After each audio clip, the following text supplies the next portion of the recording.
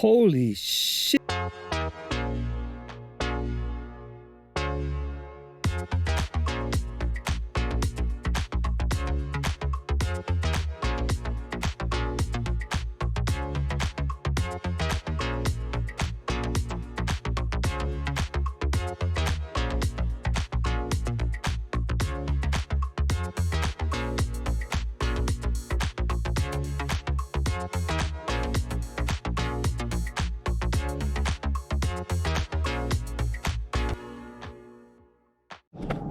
All right, guys, thanks for staying with us.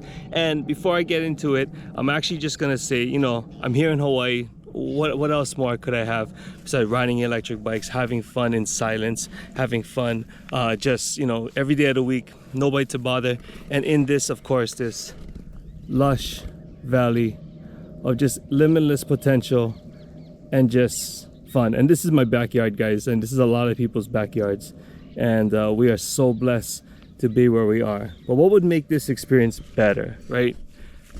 I think we take an E-Scape R, and with the inline of the new E-Scape X, we actually kick the R up a notch. Now it's not quite an X, and I will say this before anything else, the mods that I've done to this bike are not factory mods. You know, this is my own personal modifications to the bike, and I take the risk of what I'm about to do, you know, as my own personal business. But weighing the options as far as what the mods benefit from and what the bike can handle, you know, I've actually tried this out before and I've hadn't had a problem. Keep in mind, I'm not taking this thing off triple jumps. I'm not taking it on an MX track. This is strictly for trail riding in a hard enduro / enduro setting. You know, it's more slow, more technical, not too much high speeds. But this setup I got is pretty amazing. And without further ado, here it is. All right, guys, so from the top down, right? Always from the top down, nothing changed on my controls, right? And we'll, as far as the standard stuff, well, I did put a pro taper bar for more enduro style feel, but I do have the bars tilted a little forward, more like trial style, a little bit more open, okay? I changed the grips. We went to a more heavier duty enduro grip for our enduro mod on top of our domino throttle.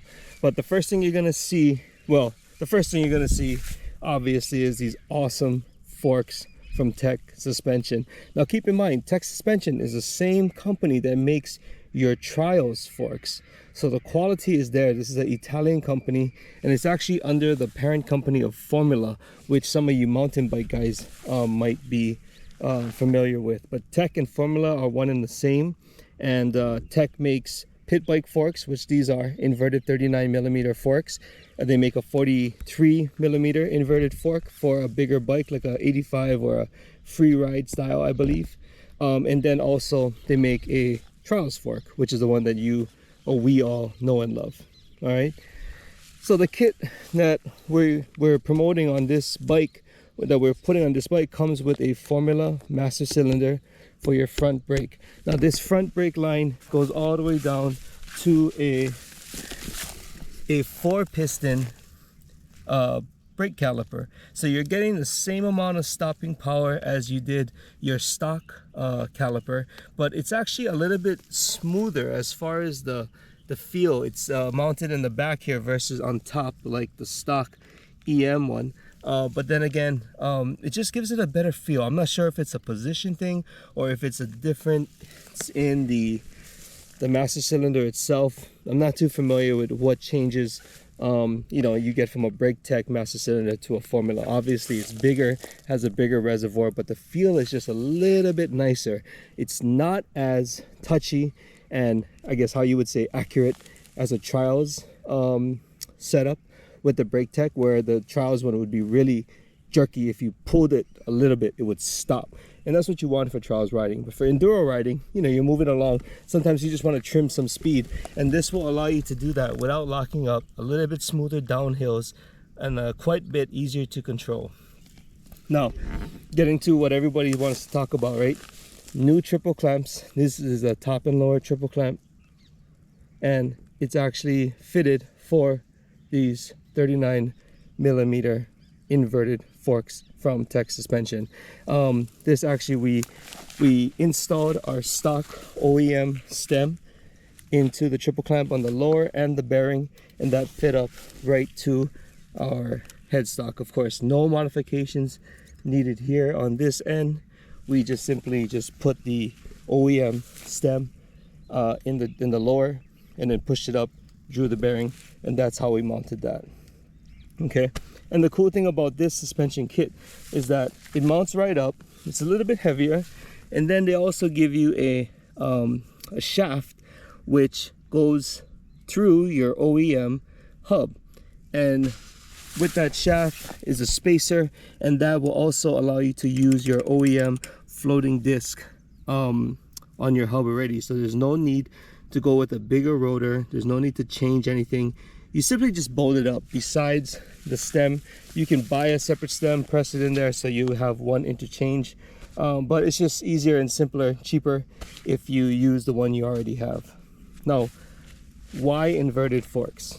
Yeah, through all my, I guess, trial and error with this bike, I've realized that the trials format with the forks and the way it's set up is very precise. The trail is a little bit more in compared to an enduro bike, and that allows you to be way more nimble, do tighter turns, and be able to like lift the front and do trials things. Exactly what it's built for. What this headset offers is a 1 degree offset. Now it's hard for me to really show you, but this right here, where the stem mounts out of the triple tree, is 1 degree out. And what that 1 degree offers is your trail from the headstock to the center of the wheel is actually kicked out just a little bit. So if you see from afar, the bike is now just slightly, ever so slightly out. And of course the front end is a little bit taller. Now we can drop this in the triple clamp just a little bit more if we want to, but I think it's fine right there. Yeah, we're just gonna keep it right there. And I felt like this is the best way. Now the benefits of this, right, is when you're having the trail kicked out. I've watched a lot of mountain bike videos, and having the trail kicked out makes the bike a lot more stable downhill and in flowy sections. Yeah, it doesn't feel like you want to go over the bar because it's the wheelbase has actually been lengthened just ever so slightly from that 1 degree and the extra length of the fork. Now, why do you need that versus the trials one? You don't necessarily need it. It's just one of those things that make enduro riding or trail riding a lot more comfortable, and less, it's actually less build up on your body. Now with the trials forks, they're really soft, they're really springy, and that's exactly what you want. But when you go to a trail setup, you actually want them a little bit firmer. You want them to absorb and suck up all the speed and the bumps, and that is really what this kit is for, giving you more stability at a higher speed and giving you a little bit more traction and control when going over the bumps at those speeds.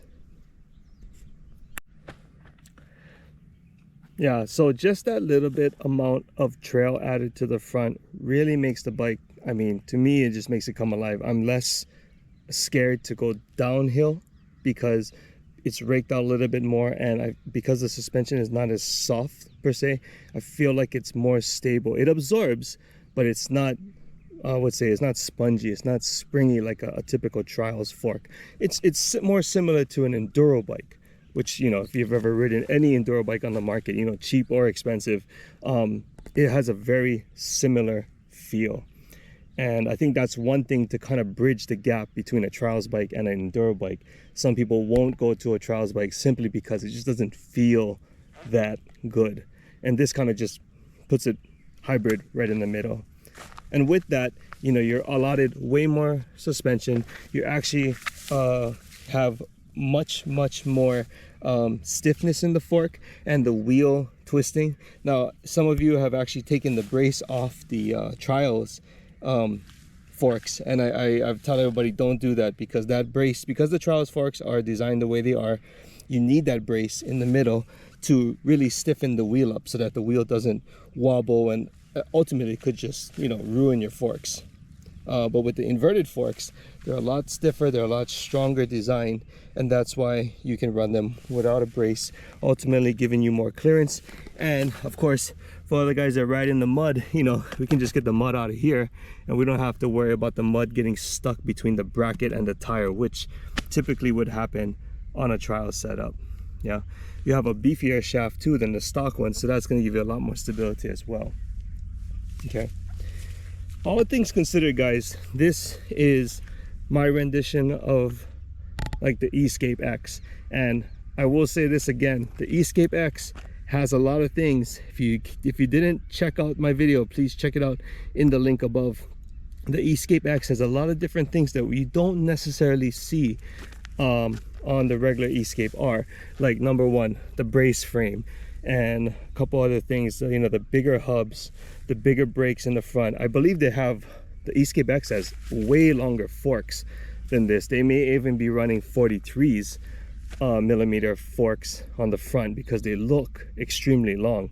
But then again, for the FIM E-Explorer, you know, Chris Brown and his partner is doing jumps, you know, they're doing any kind of stuff. They're doing big maneuvers and big airs.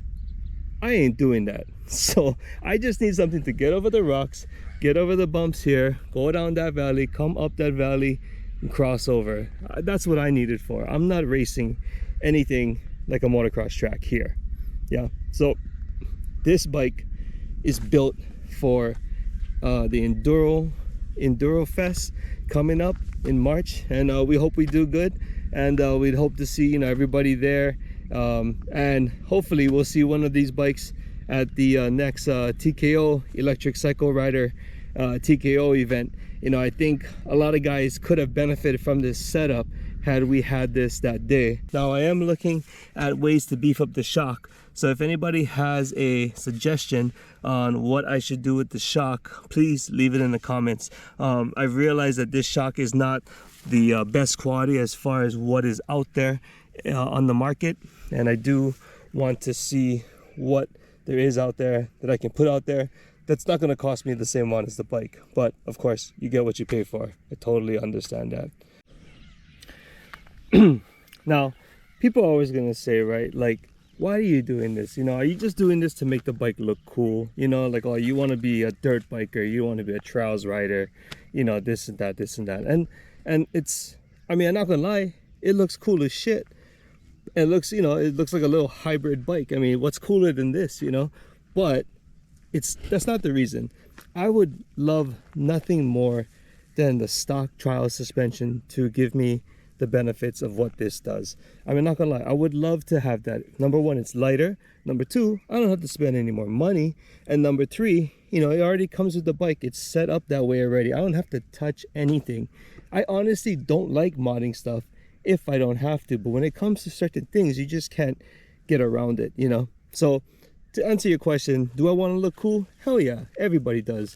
Am I doing this only because it looks cool? No. It offers a different feel.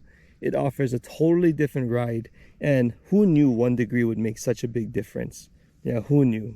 But it does. And it's amazing that this bike is now compatible with what you know, they're racing. You know, for one thing, they're racing it this way, this design in the FIM E-Explorer. So there's got to be some benefit as to why they went, or EM went with inverted forks, why they're going with knobby tires, why they're going with bigger rotors on the front brake for the Escape X, and all that stuff. So yeah, being cool is just a byproduct of having more function. So again, guys, thank you very much for taking a look at my video.